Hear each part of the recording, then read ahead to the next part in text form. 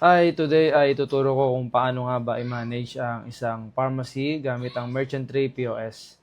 Ituturo ko sa iyo kung paano gumawa ng catalog, mag-track ng sales, mag-record ng expenses, mag-manage ng inventory, mag-generate ng reports, at marami pang iba. Ang Merchantry po ay pwedeng ma-download sa App Store at sa Google Play Store.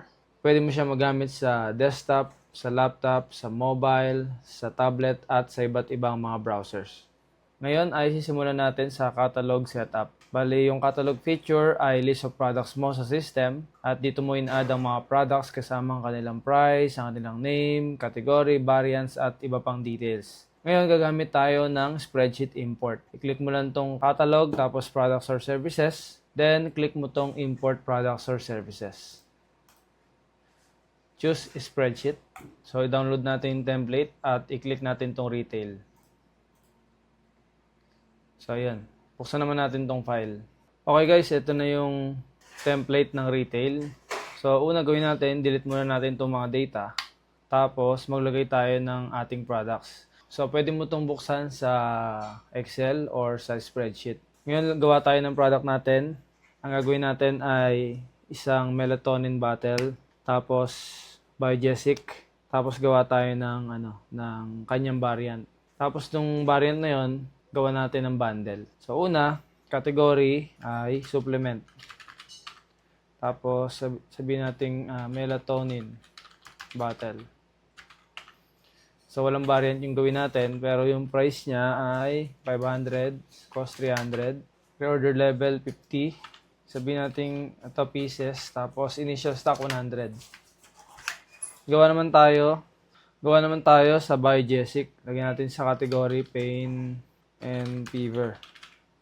Biogesic. Tapos yung variant gawin natin halimbawa 1 piece tapos 10 pieces. Price nito gawin natin 6, 4. Pag 10 naman 60, 40. Tapos reorder level sabihin natin 50 na rin. Ito, 50 initial stock.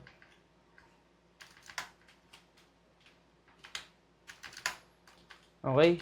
So, save na natin to. Tapos, i-upload natin sa Merchantry. So, dito sa Merchantry, click mo lang tong next. Tapos, upload natin yung file. So, yan. File uploaded successfully. Import catalog. Yan, import successful. Tapos, go to point of sale. So, yan guys, meron na tayo ditong dalawang product. So, balik tayo dito sa products or services. Lagyan natin siya ng image. Melatonin bottle, lagyan natin. Save. Yung Biogesic, lagyan natin. So, yun yung variants niya guys. Ayan, dalawa.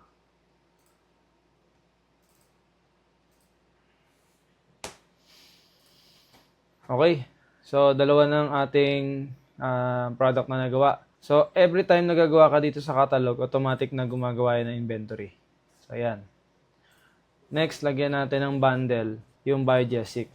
So, ang gusto natin, syempre, yung Biogesic nag-create ng dalawang inventory. Gusto natin ay isa lang yung pagkukuhanan yung source na inventory. So, Biogesic lang. Tapos, kahit maraming variants, isa lang yung pagkukuhanan. Biogesic, click mo lang yan. Tapos, inventory and tracking, convert to bundle. So, ayan, dalawa na. Ngayon, ang gagawin natin, gagawa tayo ng inventory ng Biogesic. Then, yun yung ilagay natin dito. Okay? So, add more component. Dahil wala tayong Biogesic dito, gawa tayo dito ng inventory item. Pwede ka rin gumawa dito sa inventory items. So, ayan, nyari, Biogesic. Cost. So, yung cost, lagay natin dito, halimbawa, gawin natin 4, tapos per piece. So, hindi per box yung gagawin natin, per piece. Tapos, initial stock, sabihin natin, yung isang box, ang laman niya 500. Sige, lagyan natin, kunyari, may stock kang 3 box, so 2.5 pieces yun, di ba? 500 isang box so 2.5. Tapos, reorder level, sabihin mo, pag dalawa na lang yung box mo, mag-reorder ka na. Create item. So, yan. Meron na dito tayo sa inventory items na by Jessic. So, hindi na yung by Jessic 1 piece or 10 pieces. By Jessic na yung nasa inventory item natin. Mamaya tingnan natin. Then, lagay mo dito, 1 piece. So, ayan. Tapos, ito by banig. So, dito, 10 pieces, gawin natin by banig. Ayan, 10. Tapos, click save. So, makita mo, meron tayo ditong costing. So, hindi lumabas yung apply calculated cost dito. Ayun. So, kung 10, ayan. Kung 10, 40 na kasi kaya wala yung apply calculated cost. Save. Okay na. So, mangyayari niyan, kada benta natin ng by Jessic, isa man yan, 5, 6, or yung 10, ang mababawasan niya inventory ito. So, ayan, nawala na yung by Jessic na may 1 tsaka 10. So, dito na kukuha na inventory yan. Okay, so, ganun lang yung paggawa ng catalog. So, next naman ay lagyan natin ng price tiers. Price tiers naman, halimbawa, kung meron kang reseller, wholesaler, so, pwede kang gumawa ng iba-ibang price. Halimbawa, itong melatonin bottle, price tiers, tapos, halimbawa, reseller, gawa natin. 450 na lang kung ang bibilin mo ay 31,250. Pag wholesale, 400 ka na lang kapag ka 51 to 100. Yan. Save. Save. Okay, ganyan lang gawin yung ating price tiers. Okay, next naman natin ay point of sale. So, dito sa point of sale ka nag-record ng mga sales at automatic na nasa-save sa system. So, bawat transaction mo, automatic na nababawas sa inventory, tapos na-update yung sales records mo at ang iyong reports. So, halimbawa, ikaw ang may-ari ng business tapos ikaw din yung cashier. So, ang scenario natin, merong customer na bumibili halimbawa by Jessic. Masampulan natin. Makikita mo dito sa inventory, by Jessic natin, 2,500. Punta tayong point of sale. Unang gagawin mo ay start ship. Ito, pindutin mo lang to. Initial cash amount. So, ngayon sa video na to ay ilagay muna natin 0. Start ship. So, your ship has been started successfully. Okay? Tapos, makikita mo dito sa taas, nandito ang ating mga categories. Tapos, pwede ka mag-search dito. Halimbawa, ayan. Biojessic. Expel. Ayan. Pwede mo rin yan lagyan ng barcode. Kung sesetan mo to sa catalog ng barcode. Sample, magbenta muna tayo ng halimbawa, Biojessic. May bumibili halimbawa isang banig. Ayan. Add to order. So, ito na yung kanyang order. Tapos yung total. Proceed to payment. So, meron tayo ditong payment method. May GCash, may Paymaya, may e-wallet, credit card, cash, at meron mga split payment dito. Yan. Tapos, pwede mo ring palitan tong mga payment method at dagdagan. Cash payment. Halimbawa, ang binayad sa'yo ay 100. So, automatic lalabas yung change, 40 pesos. Order source, lagay mo na lang dyan, physical store. Tapos, pwede mo rin namang iba kung merong online. Tapos, notes, pwede kang gumawa ng notes dyan. Create order. Yan. So, nandyan ito na yung online receipt mo. Kung may nakakabit na printer, automatic na lalabas to sa yung printer. Tapos, pwede mo rin yan i-email, download yung invoice, at yung i-print yung invoice. So, ngayon, hindi tayo makapag-print. Wala akong printer na connected. Next, makikita mo sa inventory items. So, yan. Yung by Jessic, nabawasan na. Okay? Okay guys, tapos dito naman sa dashboard, dito mo makikita ang yung sales. Ayan, today summary. Ito yung kabuang sales mo sa buong araw. So, ito real time yan. Sample lang yan, 60 pesos. Tapos dito sa taas, meron tayong dalawang widgets para sa status ng inventory mo. Tapos yan ay clickable. Yan. Yan. Dito naman, may dalawang widgets din para sa mga unpaid transactions. Ito naman ang ating sales expenses base sa date range na to. Yan. Pwede mong gamitin yung preset na yan. Ayan, 60. Month. Week. Okay. Sa baba naman, top selling products natin by amount. Tapos dito naman ay low stock items natin. Kung halimbawa naman ay nagkamali ng punch yung cashier mo o ikaw na nagkamali, o kaya mali naman nabili, mali yung nabili ng customer mo, pwede mo siyang i-void dito sa sales, tapos sales orders, tapos ito, void mo lang yan. Confirm. So yan, voided na. Tapos, makikita mo dito sa dashboard, yan, nawala na yung sales. Tapos, nabalik na yung inventory ng Biojesic. Okay? Dito sa POS, pwede ka rin gumamit ng Pay Later. Halimbawa, ito. Kunyari, 35. Add to order. Tapos, Pay Later. Yan. Pwede mo lagay yung customer. Pwede kang gumawa. Tapos, cash, sabi mo ng GCash. Initial cash payment, so wala muna. Libo na natin to. Save order. So, yan. Unpaid pa to. So, makikita mo dito sa sales orders. So, yan, unpaid. Pero nabawas na to sa inventory mo. Ayan. Okay? So, kapag nagbayad na siya, click mo lang to. Mark as paid. Ayan. Makapunta na yan dito sa sales mo. Tapos yung sales, nandito na. Pwede ka rin gumawa ng custom payment methods dito sa settings. Yan. Tapos, pwede ka mag-new payment method dito. Kunyari, BDO. Ayan. Yung iba naman, pwede mong palitan yan. Halimbawa, BPI.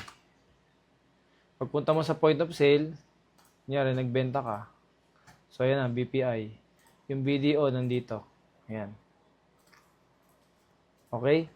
Then, kung halimbawa naman ay meron kang mga discount, kunyari, senior. Click mo lang to. Yan, may senior, PWD, percentage, amount. Kunyari, senior. So, ayan, ito yung ating senior discount. For the whole order yan. O kaya naman, isa lang yung bibigyan mo ng senior, isang item lang. Pwede mong gawin yan. Ayan. So, isa lang yung may senior. Ayan. Proceed to payment. Create. Ayan. Okay? So, kung meron ka namang mga customer na tinatrack, pwede mong gawin yan dito sa point of sale. Tapos, halimbawa, magtatrack ka ng customer. Ito, customer. Ayan. Gawa ka lang dito. Kunyari, Brian. Ayan, Ligwaton. Ayan. Brian at sample.com. Phone 0922-1234567. Address, Metro Manila. Kung kailangan mo lang mag-track ng customer, guys, pwede to. Create order. Ayan. So, makikita mo dito sales, tapos customers. Ayan, si Brian Ligwaton. Meron na siyang nabili.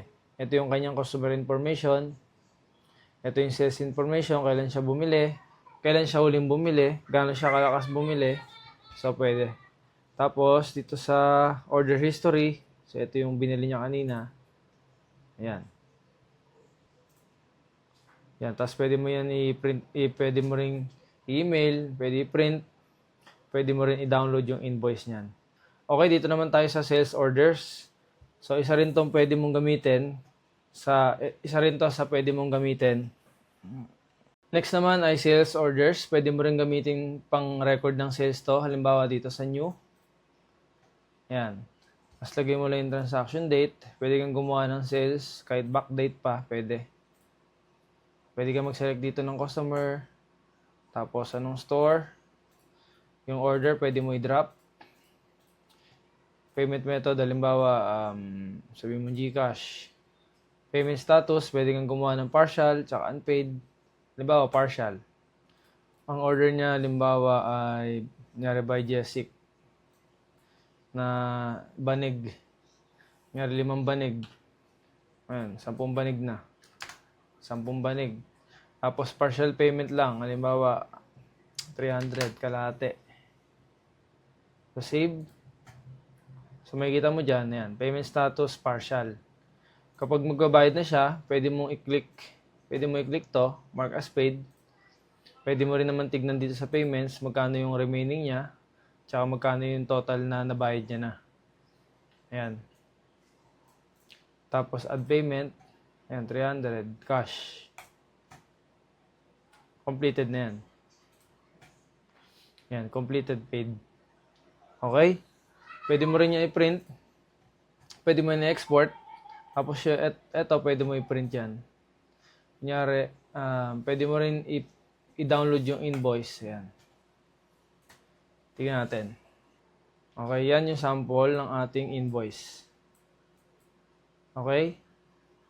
Okay guys, next naman natin ay inventory management. Bali dito sa inventory items, ito yung listahan ng lahat ng products na binibenta mo sa store. So dito ka rin mag-monitor ng stock levels, ng stock per branches, audit trail, at marami pang iba. Makikita mo rin dito kung alin product ang mabilis maubos, alin ang overstock, at magkano yung total value ng inventory mo. So kung makikita mo dito guys, nandito ang ating stock, tapos nandito ang ating reorder level.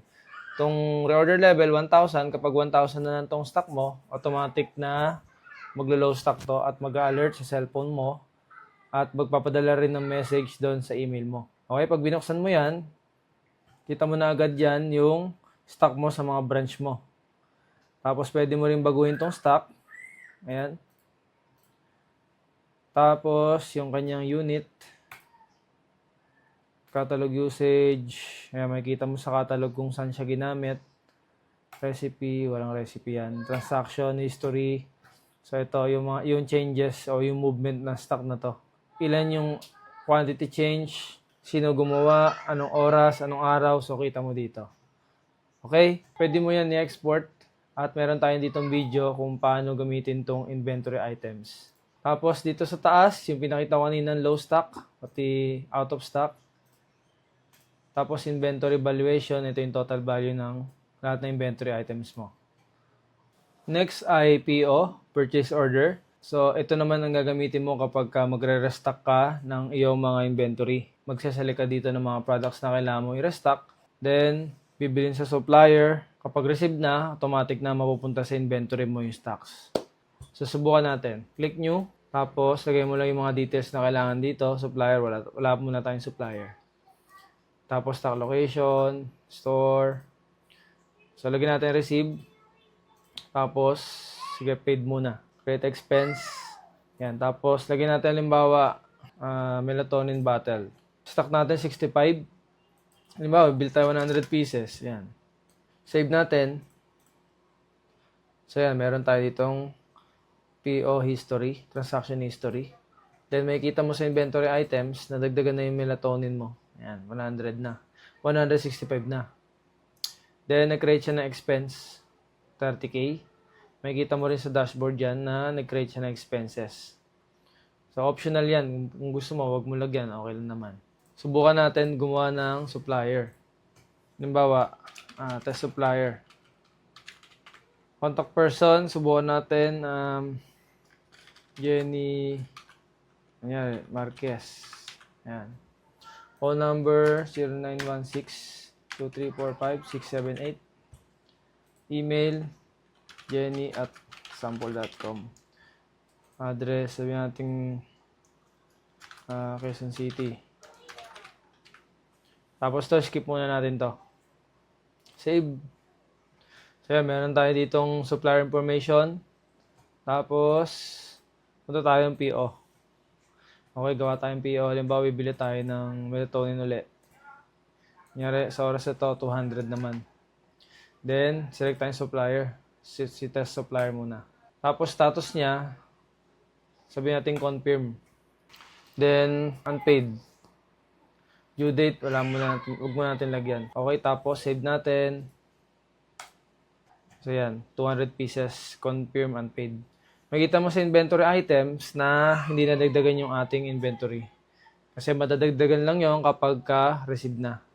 Okay, subukan natin. Halimbawa, na-receive mo na. Then, receive. Tapos, bilangin mo yung items. Then, confirm mo. Confirm. So, yan. Receive successfully na.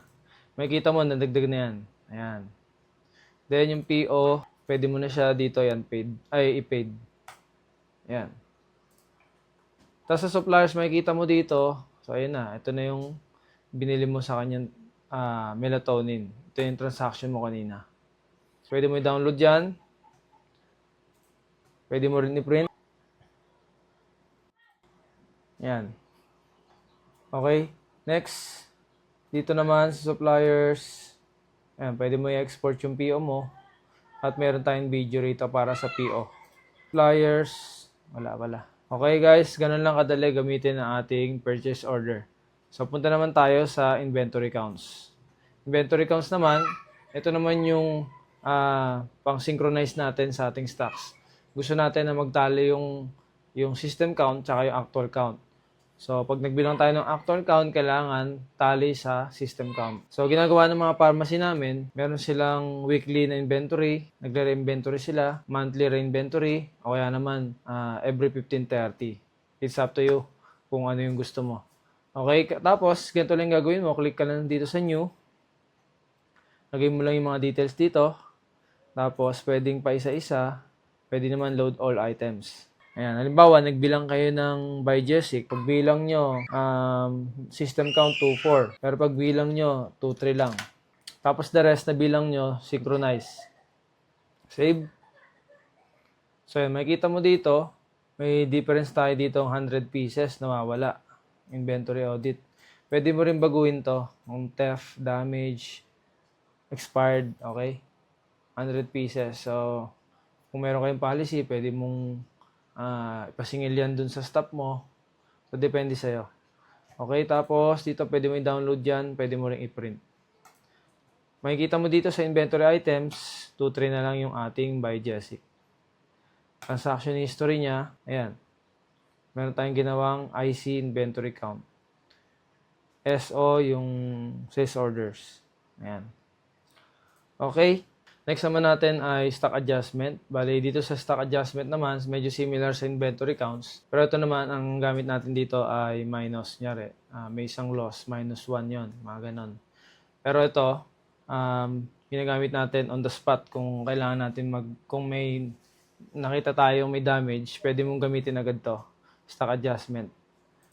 So, create ka lang dito per stock adjustment. Halimbawa, bigla mo na nakita, may damage na, may expired na, sabihin natin by Jessic expired, nyari, isang banig, -10, ayan. So, gagawa yan ng transaction history na expired. Ayan. So, ganun ang ating stock adjustment. So, pwede mo yung gamitin, halimbawa, melatonin bottle, by Jessic, ayan. Cepalexin, nyari, nakita mo, expired na. 20. Ito damage.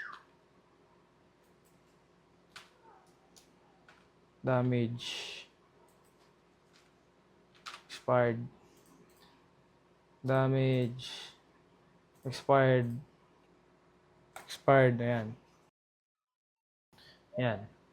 Okay, so ganun lang kadali gamitin nating stock adjustment. Next naman natin ay stock transfers. So kapag may kailangan kang i-transfer from one branch to another, stock transfer yung gamitin natin. Sample, source location main, tapos destination branch. Halimbawa, by Jessic, magta-transfer ka halimbawa ng isang box, 500 pieces. Save.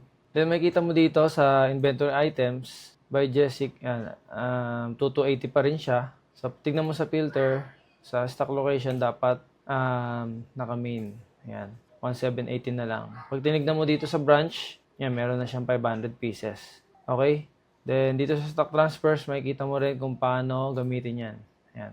Okay guys, ganun lang kadali gamitin ang ating inventory management feature. Okay guys, punta naman tayo sa ship management. Click mo tong ship management button. Then dito makikita mo lahat ng information ng iyong ship. So nandito kung anong store, initial cash, anong oras ka nagsimula, ilang orders, okay? Then dito pwede ka mag-add ng expenses mo. Halimbawa, food, 100. Add expense ka lang. Then automatic na ibabawas niya dito sa cash in drawer. Tapos total expenses, idadagdag niya yung 100. So, tapos dito makikita mo, says by payment method natin. Kaya maliit yung cash in drawer kasi nasa GCash.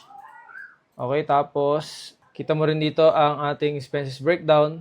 Tapos pwede mo rin gamitin tong cash management. Okay, halimbawa, nagdagdag ng fund doon sa drawer. Halimbawa, additional fund, additional cash. Pwede mo lagay yan. Halimbawa, 2,000. Add cash. Ayan.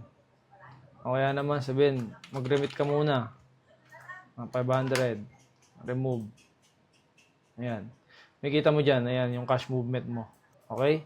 Ito yung lahat ng ating nabentang mga product. Tapos halimbawa, ikaw, unyari, sa isang store, may dalawang ship. Ikaw yung opening. So, i-end ship mo lang to. Halimbawa, mag-out ka na. Bilangin mo yung cash drawer, lagay mo yung cash 2037.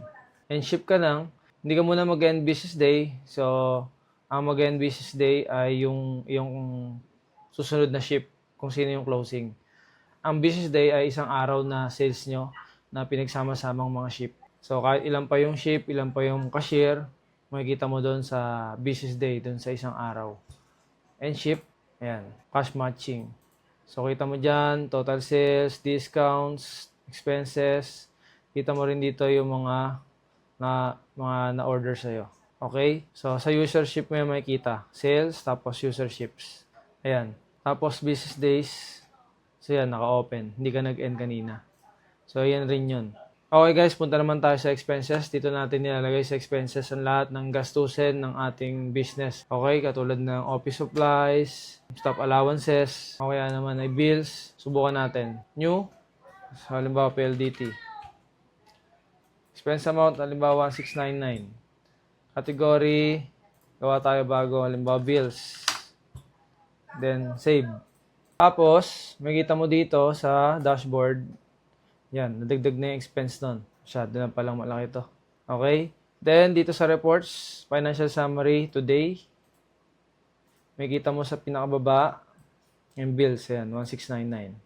Ayun, yung PO pala yung nagpalaki. Okay? So, ganun lang natin ginagamit ang ating expenses. Pwede mo yan i-export at pwede mong mapanood dito ang expense overview. Okay? Next naman natin ay user management feature. So, dito tayo nagmamanage ng mga accounts. Dito tayo naglalagay ng roles, permissions. Dito tayo naglalagay ng store access. Okay, kung sino lang makapag-transact sa POS, kung sino lang makapag-transact sa sales orders, at magmamanage ng inventory. Okay? So, simulan natin. Click natin tong new user. So, gawa tayo ng employee. Employee muna. Halimbawa,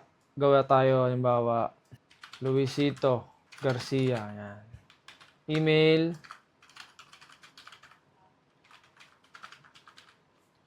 Tapos permission niya, halimbawa sales and expenses lang muna. Store access niya, sabihin natin 2 branch. Okay, tapos save. So yan, meron na tayo ditong isang staff o employee account. So may 2 paraan para i-login yung ating mga accounts. Una, direct login doon sa app. Pangalawa, ay gagamit ka ng storefront mode. So, pakita natin, no? Una muna itong storefront mode. Punta ka dito sa device mode, tapos storefront mode. So, di ba naka-admin ka?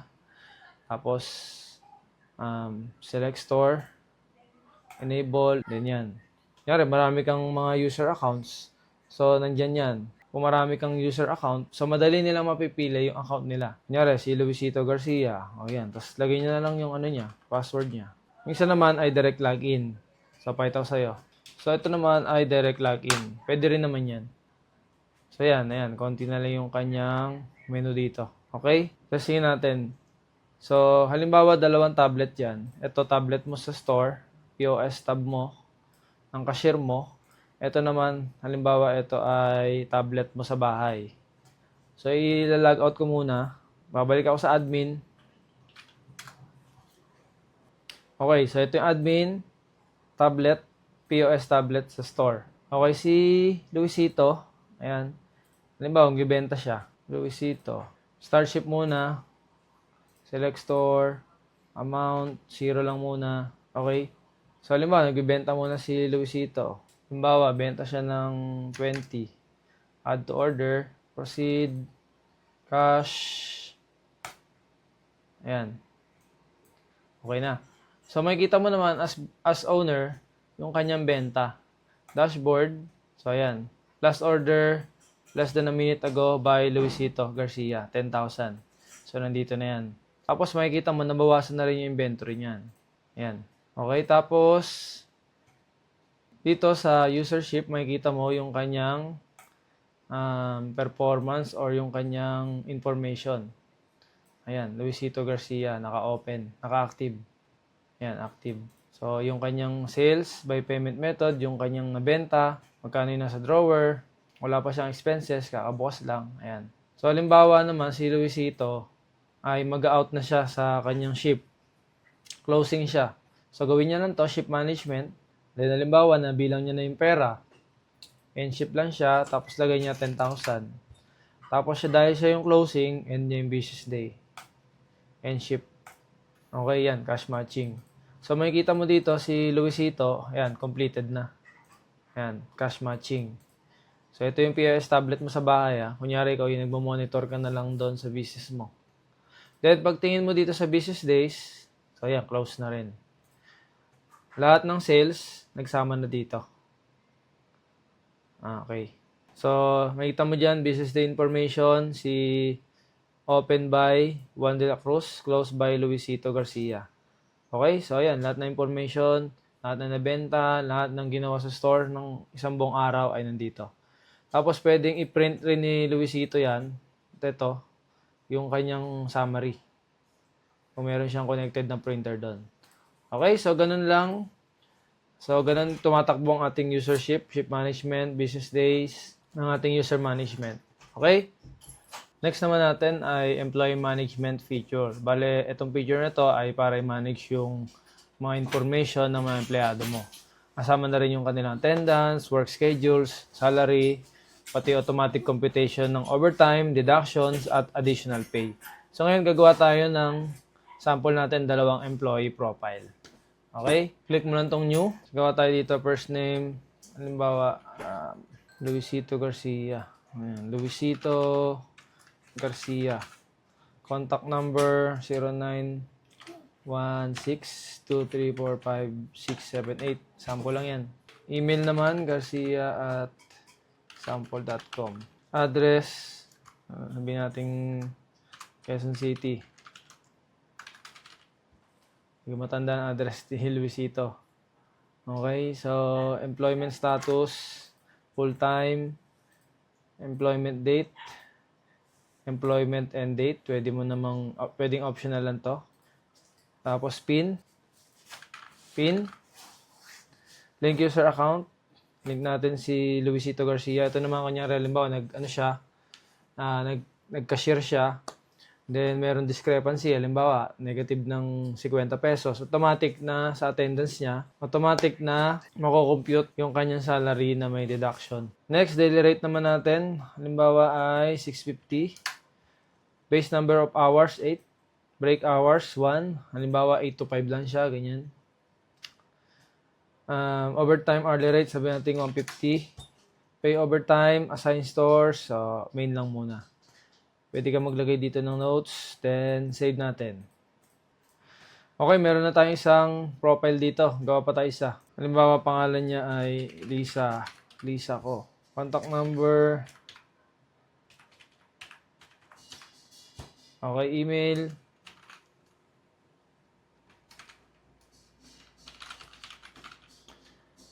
Address.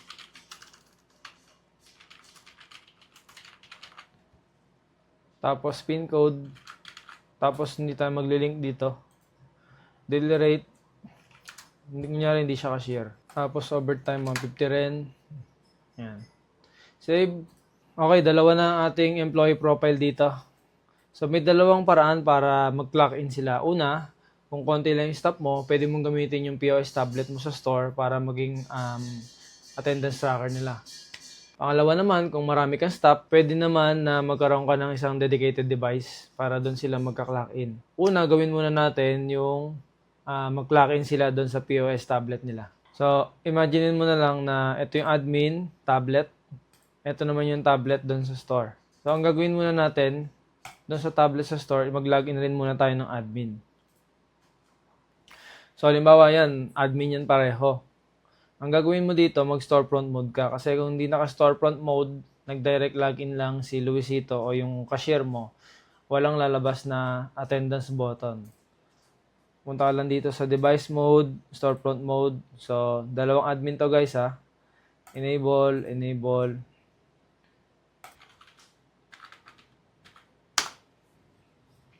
So makikita mo dyan sa POS, meron na dyang attendance. Masubukan natin. Next. Pin. Okay, so makikita mo dito sa admin mo, device mode, attendance tracker na si Luisito naka-clock in na. Sample, magka-clock out na siya. Next. So yan, refresh mo lang. Yan, naka-clock out na yan dito. Yan. Then makikita mo dito sa attendances. So yan. So wala pa siyang total pay. Subukan naman natin yung isa na maglalagin siya sa dedicated device. Una, gawa ka muna ng user account, users, new user. Then click mo tong role, attendance tracker. Gawa tayo ng account para sa attendance tracker. Email, password, yan. Tapos, save. Okay, meron na tayo. Ilagay naman natin yan doon sa dedicated device.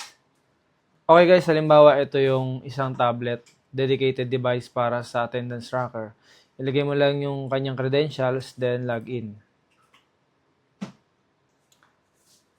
Then yan na. Pwede mo nang gamitin tong dedicated device para sa attendance tracker. Yan, pwede mo makita yung branch. So wala pa tayong employees doon. Pwede mo i-full screen, exit. Yan, full screen, exit full screen. Okay? So, punta naman tayo doon sa attendances. Okay, balik naman tayo dito sa attendances. Halimbawa, nalimutan ng mga tao mo o kaya nalimutan ng staff mo mag-clock in, clock out. So, pwede kang gumawa dito ng manual na attendance nila. Kung makikita mo, wala tayong total pay dito o kaya wala rin tayong nabuong total hours kasi saglit lang natin tines. Okay, ngayon, subukan natin gumawa ng attendance. Halimbawa, Luisito Garcia. Sabihin natin 8 to 5. Yan, 8 to 5. Save. Yan, 9 hours. Makikita mo dito yung attendance information niya. Tapos yung pay information niya. Gross pay 650. Halimbawa, may additional pay 100. May deduction na 50. So yan, makikita mo. Automatic na makakompute dito. Save. Tapos halimbawa, gawa naman tayo kay Lisa. Sabihin natin ito na yung oras niya. Ayan. Sige, ano lang. 9 to 6. 9 to 6. And 9 hours. Save. Okay, so ayan, meron tayong attendance dito. So, halimbawa, babayaran mo na sila. Pwede mo silang bayaran ng daily, weekly, quincenas, monthly. Punta ka lang dito sa reports. Tapos, employee reports. Yan, pwede mo i-filter yung range, date range, all stores, or main. Pwede mo rin i-filter kung sino employee lang. Ayan. Pero sa oras na to, ito munang all employees. Pwede mo yun export. Tapos, kapag babayaran mo na sila, click mo lang tong create expense. So, automatic, ito ay nakadrop ang status. Tapos, payroll, 1,350. Tapos, nandito yung breakdown. Automatic na gumagawa ng breakdown dito sa notes. Then, kapag bayad mo na, paid mo lang siya. Create expense. So, yan. Makikita mo, dito sa expenses, meron na siya ditong expense. Ayan. Tapos, dito sa dashboard, nasama na yan dito. Then, sa financial summary, today, nandito na rin yan. Ayan, payroll. Okay? So, ganun lang gamitin ang ating employee management feature. Okay, next naman ay punta tayo dito sa reports. Unahin natin tong financial summary. Bali dito sa financial summary ay makikita mo lahat ng iyong total sales, expenses, profit, at iba pang mga key metrics ng store mo. So dito, madali mo makikita yung performance ng store mo at madali ka makagawa ng smart decision making. So una, financial summary, makikita mo dyan, ang date range, pwede ka mag-set dito yesterday, last 7 days, pwede mo yan i-clear. So ano muna tayo, 1 to 24. Yan. Pwede mo gamitin yan yung day, week, Month, wala pa tayong month. Stores, wala pa, main lang muna. Payment status, partial, unpaid. Doon tayo sa all muna. Yan, kita mo yung gross sales, gross profit, net sales, expenses, net profit, tapos yung breakdown dito ng mga payment na nagamit natin. Tapos sales by category, nandito rin. Andito rin yung ating gross sales breakdown, lahat ng nabenta natin sa store natin based dito sa date range na to. Okay, tapos expenses breakdown natin. Ito yung mga ginawa natin kanina, nasama na rin dito. Next, sales reports. So, sales reports naman, ay makikita mo rito yung summary ng lahat ng benta mo sa store. So, makatulong to para matrack mo yung sales trends, yung top at non-performing products mo, makikita mo rito. Yung customer sales at iba pa. So, magiging maayos yung business decisions mo sa marketing at sa overall operations kapag ginamit natin ng maayos tong sales by period. So, dito makikita mo meron tayong tatlong tab. Sales by period, sales by product, sales by customer. Tapos, dito, wala ditong expenses. Pero kita mo dito yung mga discount na binigay mo. Net sales, gross profit. So, lahat ng na-generate natin dito ay base dito sa date range na to. Period. So, dito merong week, may month. Yung month na kinuha niya dito ay February 1 up to present. Yan. Tapos, pwede mo rin gamitin tong hour.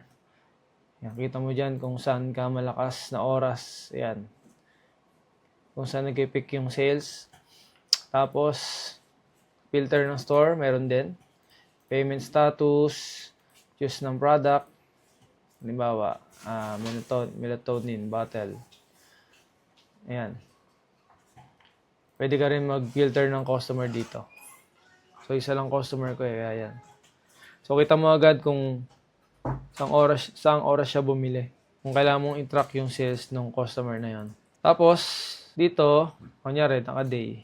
So, yeah, kita mo agad, day, kunyari, 1 to 24. So, kita mo agad dito yung benta mo per day.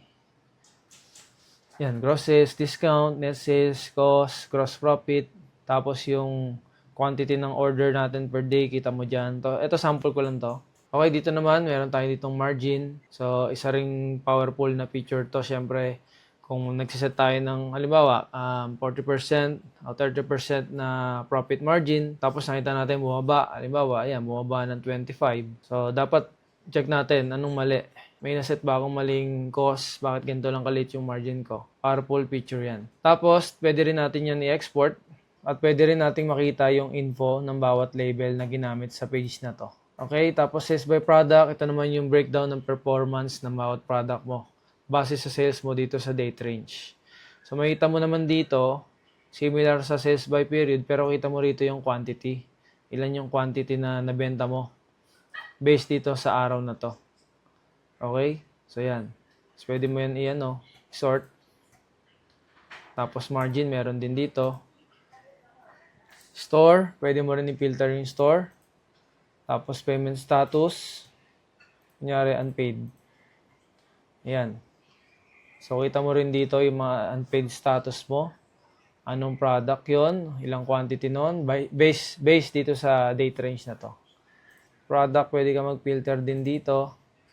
Ayan. 55 yung quantity na nabenta ng melatonin bottle ko dito sa February 1 to 24. Pwede mo export yan. At meron din ditong info sa bawat label. Sales by customer naman. Isa lang kasi yung customer ko dito. So, yan. Yan. Total sales ko. Today lang yan. Ayan. Pwede ka rin mag-filter ng store at ng payment status. Pwede mo rin export din. At nandito rin yung info sa ating mga labels. Dito naman sa inventory reports ay para makita mo yung status ng lahat ng products sa store mo. Dito mo makikita ang inventory valuation mo, usage and forecast, inventory adjustment, at inventory history. Para mas maayos ang restocking at magkaroon ka rin ng inventory decisions ng mas maayos. Makapag-cost management ka ng maayos at ma-achieve mo yung overall business efficiency. Okay? So, dito is very straightforward yung ating total inventory value ng lahat ng product na meron tayo sa store. So, yan, pwede mo yan ilagay dito. Yan, pwede mo ilagay dito yung specific item. Yan. Meron akong 342 pieces. So, times mo lang dito sa cost. Ito yan. Okay, pwede mo rin yan i-export. At, pwede mo ring i-click tong info para sa mga information ng mga label na nandito. Okay, usage and forecast naman. Makikita mo rito ang forecast based dito sa sales data. Sales range nito. Halimbawa, itong by Jessic. So, makikita mo dito, current stock mo, 2 to 80 pieces. Tapos, quantity na gamit mo ay 100 pieces.